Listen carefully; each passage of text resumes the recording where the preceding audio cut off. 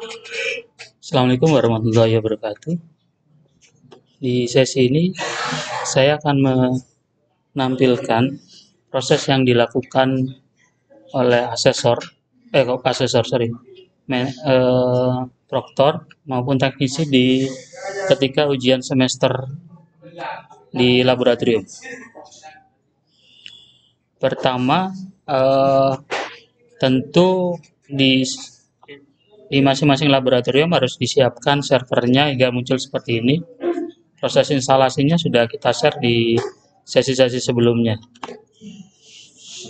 Selanjutnya, ketika sudah terinstall seperti ini, kita akan membuka beberapa file. Salah satunya nanti kita akan membuka file Excel, di mana di file Excel ini kita akan mendapatkan kunci jawaban. Kemudian di sheet berikutnya nama peserta sama kode serta passwordnya itu kita sudah siapkan. Nah, kebetulan yang di sini itu kita menggunakan template Excel-nya yang versi lengkap. Nanti kita akan lihatkan hasilnya. Sini sekarang anak-anak sedang sebelumnya ya, sebelum proses dilakukan, yang kita harus lakukan adalah upload data. Pertama kita upload soalnya dulu, kita pastikan kode soalnya, kemudian kita akhiri dengan save. Maka nanti sampai muncul seperti ini, tes berhasil disimpan.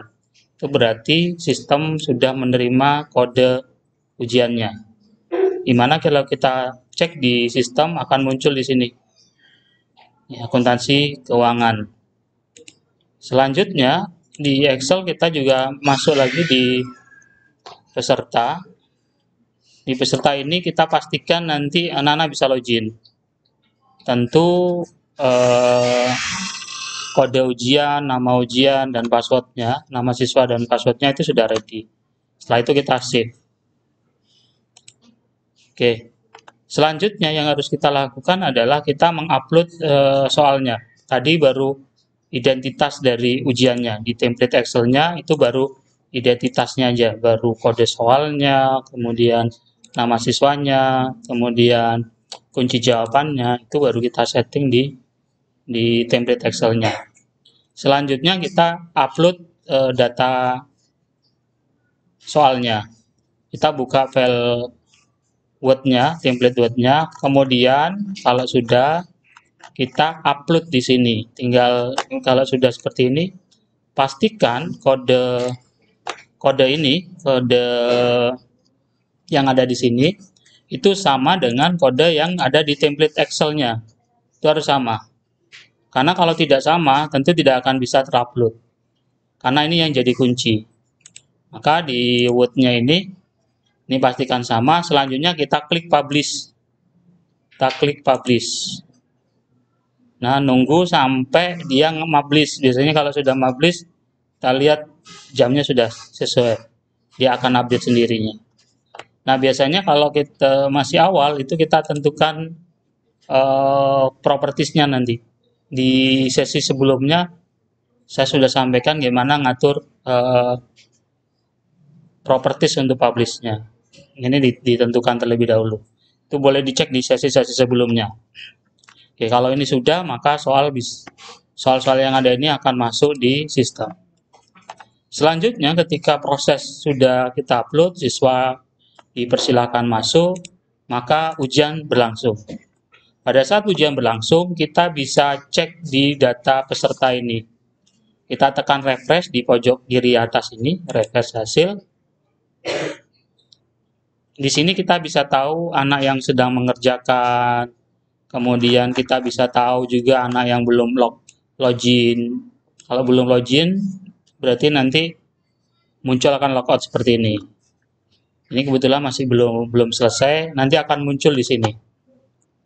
Kita juga bisa ngecek ini kan dia nilai akhirnya yang muncul. Di sini kita bisa cek di hasil di sini. Kita tinggal refresh lagi.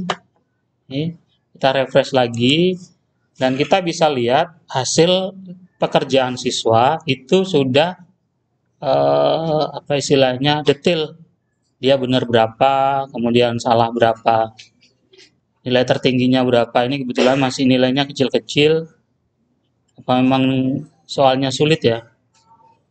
Ini paling tinggi nilainya 46,2 atas nama Ahmad Indra. Ini nilainya 46. Betul 14, salah 13.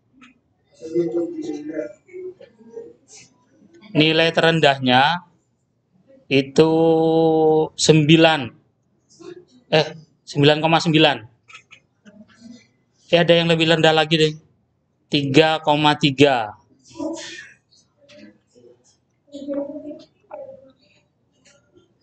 3,3 berinisial, ayo inisial siapa ayo, anaknya intinya laki, ada anak laki ini yang oke. Nah, perbedaan di template Excel yang Bapak Ibu miliki dengan yang sekarang saya tampilkan adalah ada banyak analisis yang sudah disiapkan. Yang pertama adalah KD breakdown-nya. Ini di KD ini bisa dilihat, KD1 ini ada tampilan seperti ini, bisa dilihat ketuntasannya. Atau dari satu soal itu di KD itu bisa terselesaikan berapa.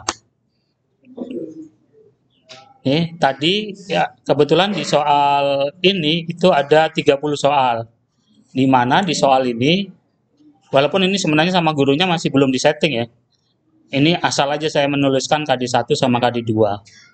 Di sini di KD1 soal nomor 1 sampai nomor 12. Selanjutnya KD2 13 sampai. Nah, nanti di KD breakdown kita bisa tahu KD1 itu ada 12 soal, kemudian KD2 ada 18 soal. Dan kita bisa lihat, misal Ahmad Indra ini dari 14 soal yang benar, itu 4 soal itu dikerjakan dari soal di KD1. Kemudian 10 soal di KD2, itu bisa kita lihat di sini.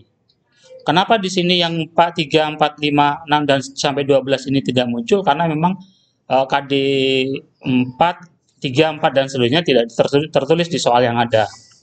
Sehingga kita bisa lihat sebarannya dari KD yang ada itu. Selanjutnya ada skor per KD. Kita bisa lihat skor per KD. Di sini, ketika kita peringkatkan, itu kita bisa lihat skor per KD-nya. KD1, KD2, KD1, skornya kita bisa lihat di sini. Oke, skor akhirnya. Kemudian kalau berita acara hanya untuk proses cetak berita acara aja. Kemudian kita bisa lihat di analisis soalnya. Di sini di analisis soal kita bisa lihat dari 30 soal yang ada, tingkat kesulitannya. Memang ini soal masih berjalan. Nanti ketika sudah selesai, kita bisa ini prosesnya berubah-ubah sesuai dengan anak-anak masih mengerjakan. Nanti ketika sudah finish, kita bisa lihat soal nomor 1 sampai nomor 5 soalnya sukar. Soal nomor 6 soalnya sedang. Itu bisa kita lihat di sini. Sehingga bisa disimpulkan nanti dari soal sukar ini, oh soalnya ditolak karena hampir semua siswa tidak bisa mengerjakan. Saking sukarnya sehingga anak-anak nggak bisa memilih satu aja yang benar. Kemudian soal ini perlu diperbaiki karena saking sukarnya mungkin tidak masih bisa diperbaiki. Atau yang seperti ini, soal nomor 6. Ini soal diterima. Ada juga soal sukar tapi soal ini diterima. Karena memang sebarannya sudah sesuai seperti yang diharapkan. Ini ada analisis butir soalnya. Di sini juga kita bisa dapatkan hasil per KD-nya. Nah, kita bisa lihat di sini hasil per KD-nya, per anak, KD1, KD2, ini nanti per soal. Per soal 1 sampai 30, kita bisa lihat. Yang benar yang mana. Itu bisa dilihat per anak. Kemudian juga kita bisa lihat peringkatnya. Ini peringkat nilainya, ini kelihatannya peringkat anak dari analisisnya ini.